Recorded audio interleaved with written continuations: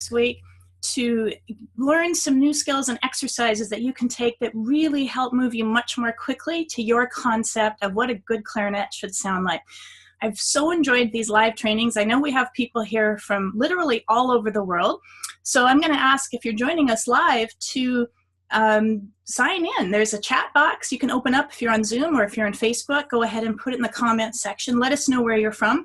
If you're on Zoom, you can make sure the chat box is set to go to all panelists and attendees. That's a little thing, but then we all see it. So hi, Naomi from Guelph, Ontario. I know there's lots of you here. I'd love to see you all here. Yesterday's session was day 1, and I gave you some quick fixes, things that can probably help make your tone better immediately. That included, in case you didn't see it, simple things like experimenting with how much mouthpiece you have in your mouth. More mouthpiece can often give you a better sound instantly. We talked about filming yourself from the side to make sure you're not looking down, so your head is up. And experimenting with the angle we hold our clarinet at, because that affects our tone quite a bit. You'll be able to watch a replay of that if you weren't here live. Meanwhile, hi, Lori from Rockville, Sarah from Ohio, Sitsky from the Netherlands, Bob from Michigan, Jim from Ontario, Dave from Wisconsin, Ray from Michigan, Mike from Portland, Marilyn from Delaware. Awesome. Love having people here from all over the world. Thank you so much for joining in live. If there's something from yesterday's session that really helped you, let me know. It's always interesting for me to know what helps you to sound better. In today's session, I'm going to give you a few exercises that you can do as homework. And these aren't necessarily quick fixes, but I think they're more important and more profound. And if you're willing to try these, even for 5 minutes a day for the next 2 weeks, I think you're going to notice a real and concrete difference. So I'm going to dive right in and give you what I think is one of the more boring and more profoundly helpful exercises that there is on the clarinet. I think one of the hardest things we can do as clarinetists is to have good tone when we're playing very softly. And there's a reason for that. We want the reed to always vibrate as much as it can. So when we're playing really loudly, when we're playing full blast, there's lots of air hitting the reed, and generally we get a very clear tone. When we get softer, we have to use less air.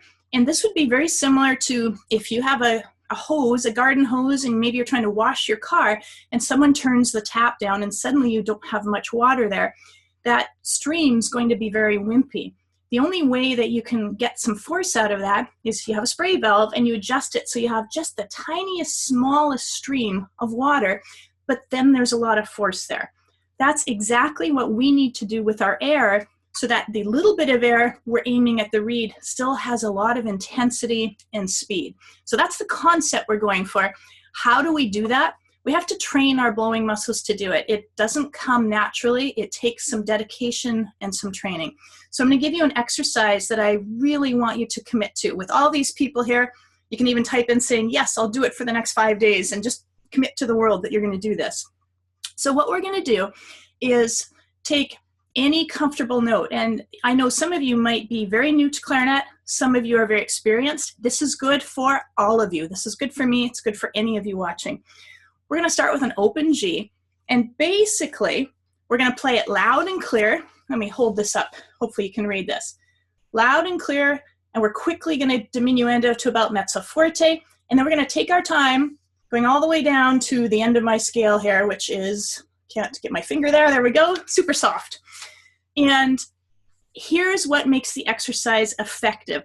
We're going to be very, very diligent in listening to our sound. At some point, when we're trying to play softly, we get air going through the instrument that I call wasted air. It's going through the instrument, but it is not activating or vibrating the reed. What that sounds like, if I had 100% wasted air, I can get that effect by just making my jaw super loose. You'll just hear an airy hissing sound. I leaned into my mic, so hopefully you could hear that. It's a whispery sound.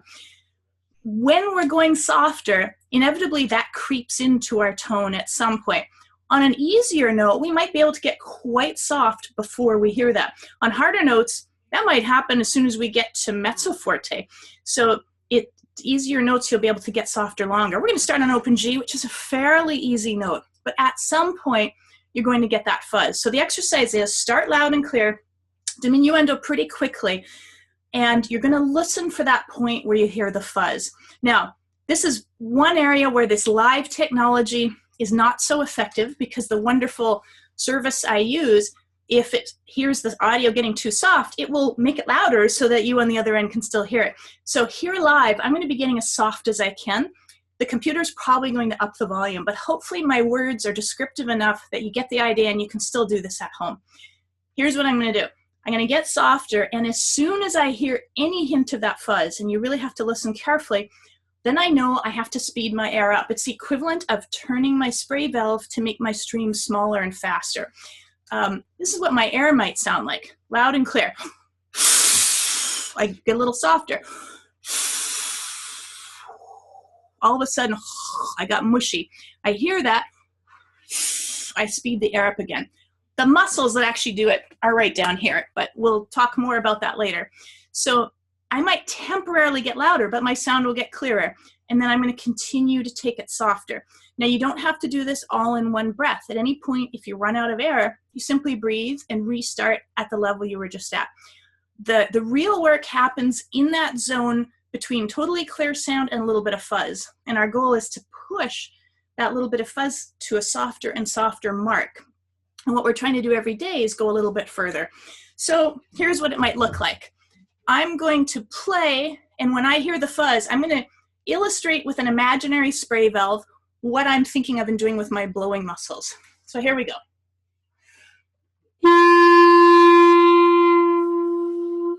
Hopefully you hear airiness and fuzz there. That's where I'm going to speed it up.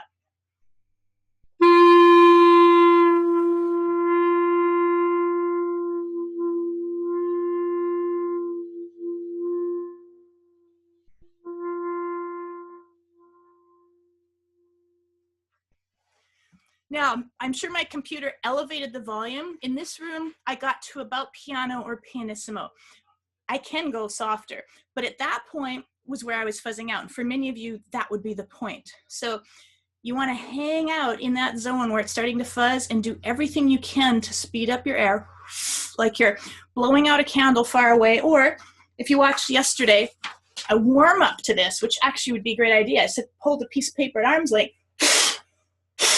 and blow and burst. It kind of warms up your blowing muscles. Now, oh my goodness, I just blew away my props. Hold on. That's a good sign that I was blowing well. All right, so you want to play one note and work in that zone where you're at your limit and trying to push your limit, and hang out on that note for 1 to 2 minutes. Then pick a harder note. And the next note, and I'm going to recommend you do 3. Just 3 a day, each one for about 2 minutes. So maybe we're talking 6 minutes of time commitment will drastically improve your playing in the next week. So here's some notes that I recommend.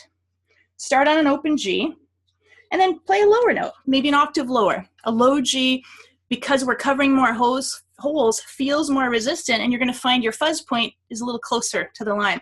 Then jump into the high register. I have a high G marked, a little bit harder again.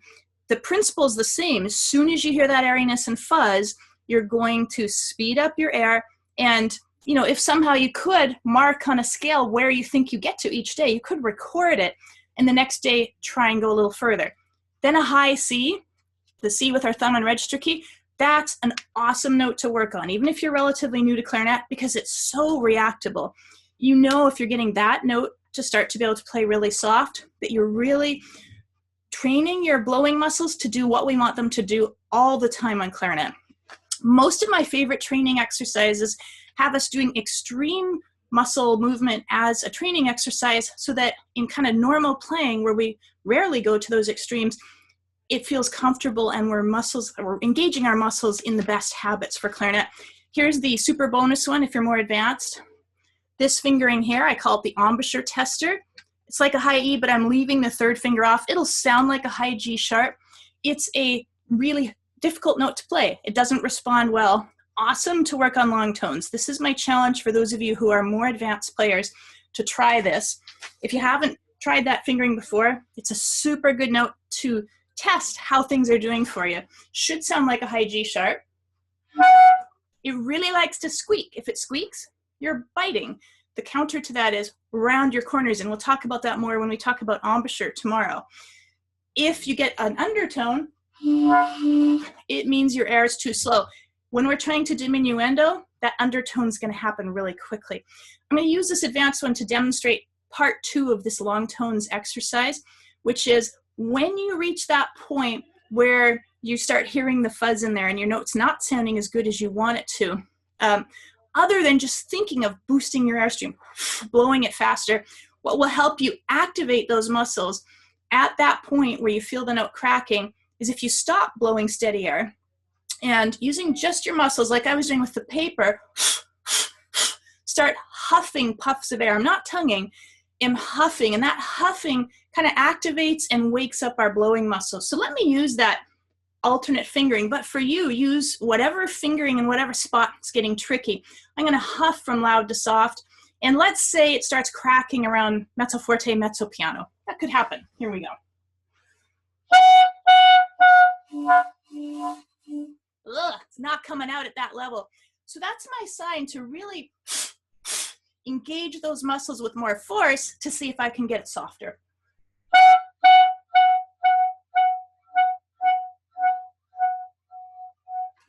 Now that got pretty soft. Not sure what the computer did with it, what you hear at your end. Once I start huffing it at the level where I feel like I've pushed to beyond my previous limit, then I can start lengthening them until I'm sustaining it, and then go back to that long tone of loud to really, really soft. And this teaches your muscles to be more active and more engaged, which is so important when we're playing clarinet. In fact, I want to show you something. If you haven't seen this, one of my favorite little clarinet cartoons. I think I need a different mouthpiece. Bam! Long tones. It's the key to good playing. I want to tell a quick story. I had a student that I taught several years ago who was a very advanced student, fine player. I know he worked really, really hard. He practiced a lot. He worked regularly. I'd been teaching him for probably 4 years. And he was working for a competition on really hard repertoire. He came into a lesson one day and started playing. And I don't like to interrupt someone if they're sounding great, but he sounded so good, so much incredibly better than he had sounded the week before. And he had sounded great the week before. I cut him off. I was just astonished. And I said his name. I said, you have to tell me what you've done differently this week, because you sound incredible. And I need to know what you've done so that I can teach it to other people. And he turned bright red and he looked away and he said, I'm a little embarrassed to tell you. And I was like, wow, he must have discovered some magic, embarrassing clarinet technique. And he said, I finally did those long tones you've been telling me to do for 4 years. And I was like, what? And he sounded really good before, so I assumed he had been doing it. And he said, no, I actually did it. So for that advanced player, 1 week of this, he blew me away. So whatever level you're at, these long tones really, really help. It's my most important tone exercise. In my last minute and a half, I'm going to give you one other one that's really helpful. Earlier when I was demonstrating what air sounds like, I loosened my jaw, so I was just blowing into the instrument. Sometimes I use that as a training exercise. I call it the whisper technique. We're whispering into the clarinet. If you have a passage of music where you feel like you're not playing as smoothly as you would like, or you're just not getting the tone you like, you can take that spot and loosen your jaw and whisper it. Do the fingering, do the rhythm. And the goal for this is you whisper as loudly as you can. Now, when you do this, you run out of air way more quickly than usual. You might have to stop and take breaths in very unmusical points. Doesn't matter. This is another extreme exercise. Let me demonstrate a passage.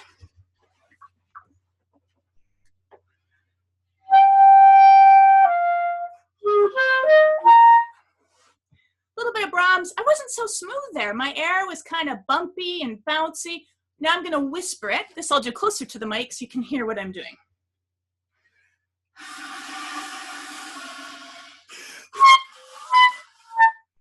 So I squeaked because my jaw tightened a little bit. That's okay. I just loosened it back up. I would whisper it 3 times and then play it.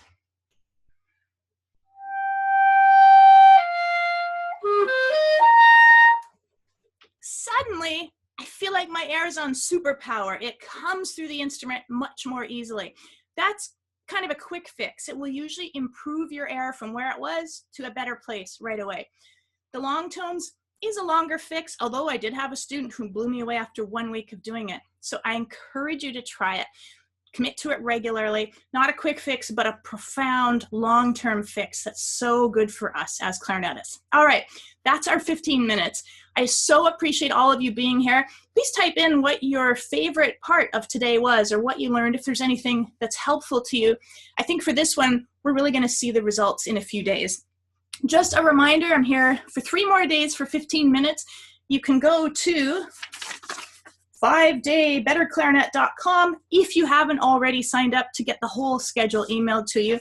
Sunday, 1 p.m. Pacific, which is 3 hours after we started today, I will also be doing an extended, as long as it takes, question and answer session, and I will answer all of your questions about clarinet, whether it's long tones, embouchure, mouthpieces, fingerings, whatever you like. I'm here to help. Thank you so much for joining in live today. I really hope to see you tomorrow. We're here a few hours later, 5 p.m. Pacific, and we're going to really look at embouchure exercises to strengthen it and some fine-tuning things you can do for better clarinet tone. Thanks so much, everyone. Look forward to seeing you next time.